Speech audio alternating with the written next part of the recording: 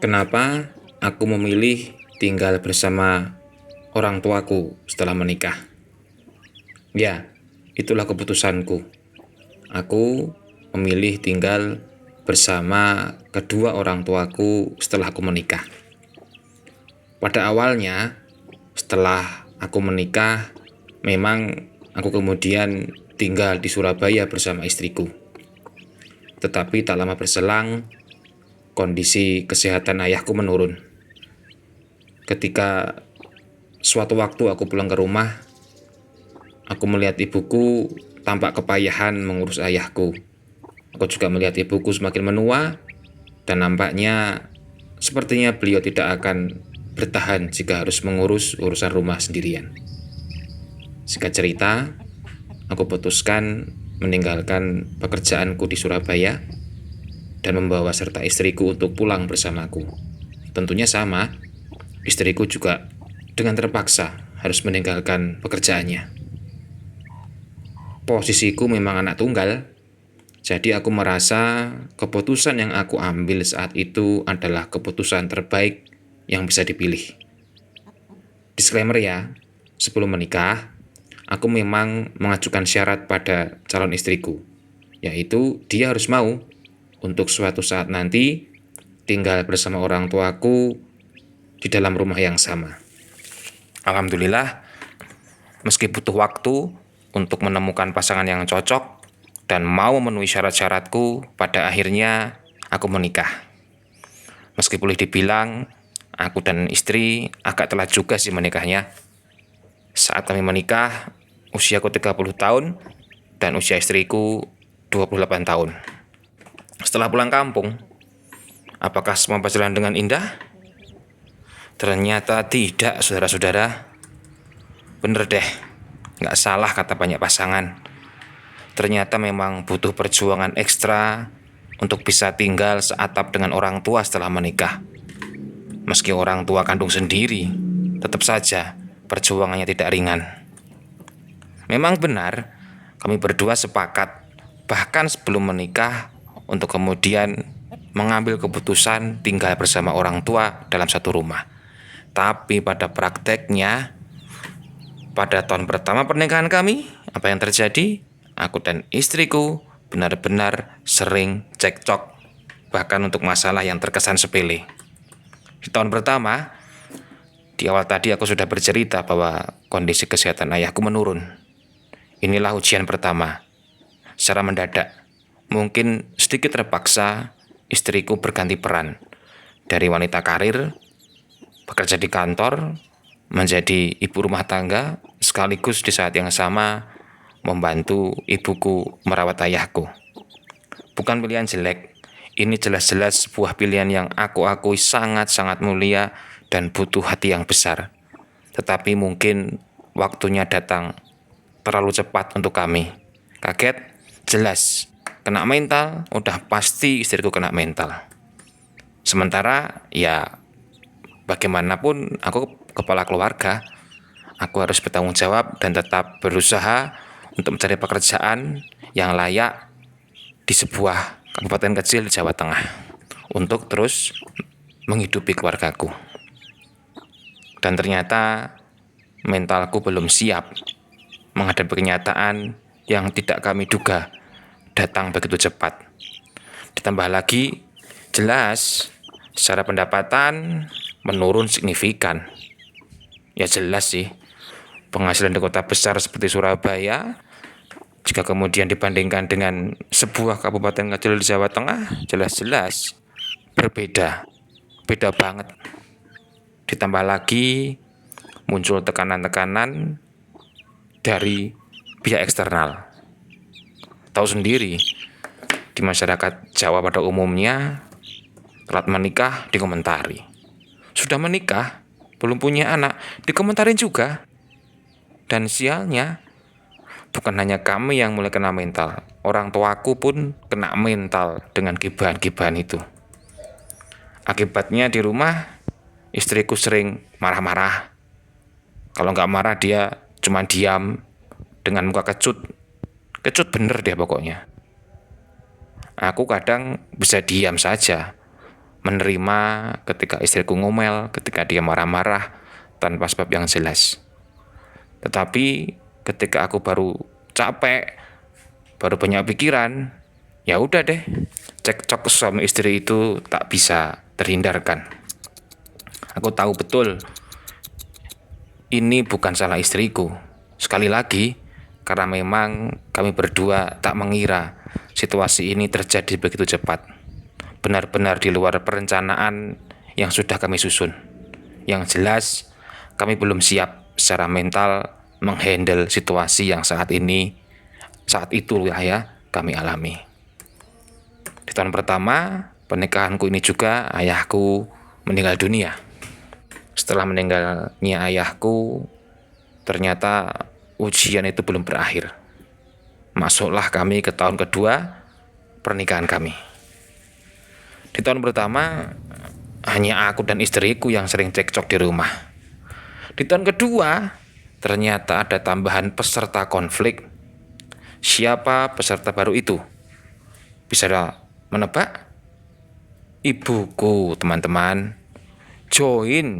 Ibuku join jadi anggota baru untuk meramaikan konflik internal di dalam rumah kami. Mam. Komplit nggak tuh? Memang sih bukan konflik besar, cuman konflik-konflik kecil. Tapi jelas ini makin memberi tekanan mental pada istriku. Wajar juga sih sebenarnya, ibuku baru saja ditinggal ayahku. Ditambah dengan semakin tuanya usia ibuku, semakin tinggi juga tuntutan kepada kami untuk menghadirkan cucu bagi beliau.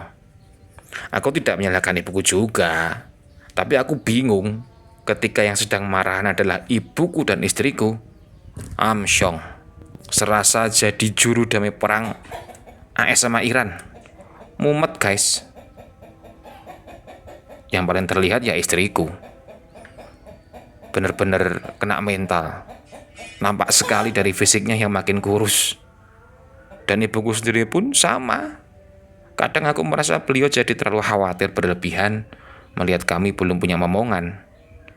Wah, ini benar-benar kacau pikirku. Sempat aku merasa pernikahan kami akan gagal. Untungnya, alhamdulillah, di ujung-ujung tahun kedua pernikahan kami itu, Allah memberi hadiah luar biasa. Istriku hamil. Masuklah di tahun ketiga pernikahan kami, di mana istriku sedang hamil muda. Dan tahu apa yang terjadi? Aku mengambil keputusan berani lagi, teman-teman.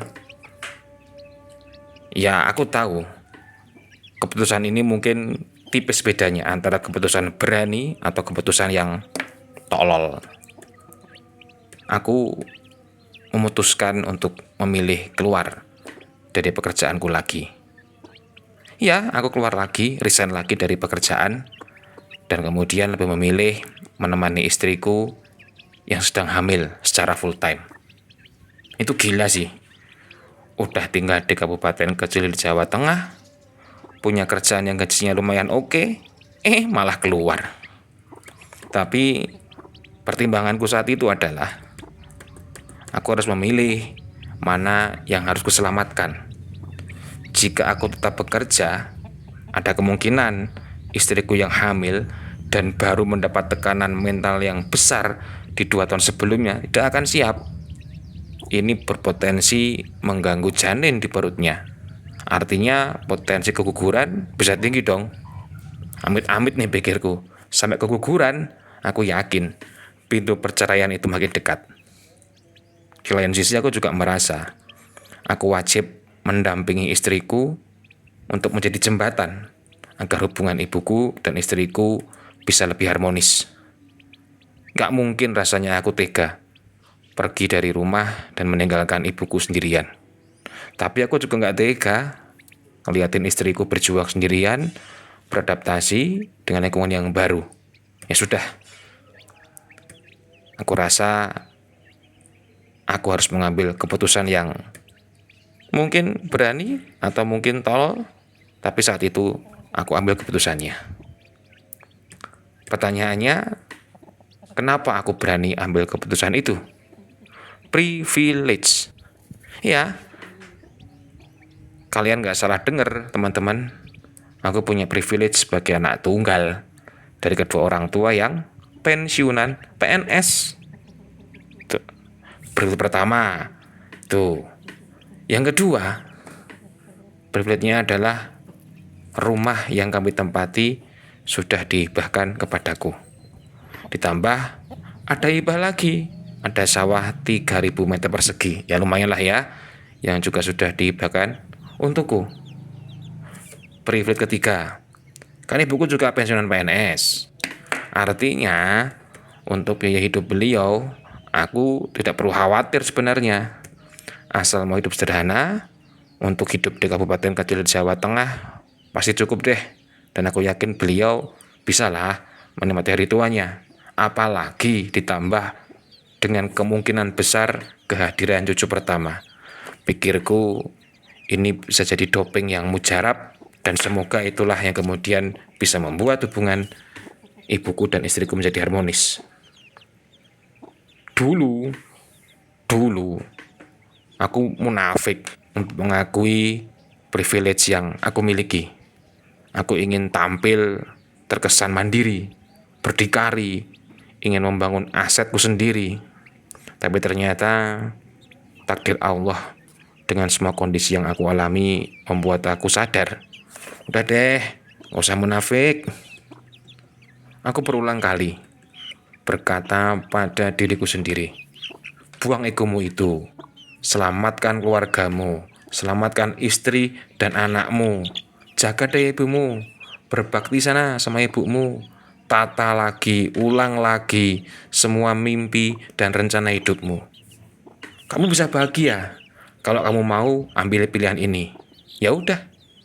Tiap hari aku ulang-ulang dan akhirnya aku berani ambil keputusan nekat untuk kembali menjadi pengangguran secara full time. Setiap orang pada intinya punya masalah sendiri, punya ujian sendiri, saudara-saudara. Aku bukan mau pamer privilege yang aku miliki. Aku cuma mau berbagi cerita bahwa hidup ini adalah masalah pilihan. Dan setiap pilihan itu pasti punya resiko. Ketika ada ujian yang datang lebih cepat dari dugaan, itulah tantangannya. Dan kemudian adalah bagaimana kita berusaha mencari solusinya. Dalam kasusku, solusi dari masalah itu malah ada di depan mataku, tetapi aku terlalu egois untuk memilih solusi itu. Dan di tahun ketiga ini juga, aku makin percaya bahwa Allah tidak akan menguji hambanya di luar batas kemampuan hambanya itu sendiri. Gitu aja ya. Nanti di episode kedua aku akan cerita tentang bagaimana kehidupanku di tahun ketika aku bersama istriku yang sedang hamil dan aku yang menjadi pengangguran full time. Songong banget sih. Tapi nanti aku akan cerita. Asik lah pokoknya. Seru. Kalau ada komentar, tulis aja. Apalagi yang pernah mengalami kejadian yang sama, boleh sharing-sharing. Mau ngerosting aku juga boleh. Kita sambung nanti ya di video episode kedua. Terima kasih sudah mau dengerin curhatku. Baik-baik ya teman-teman di luar sana. Salam waras.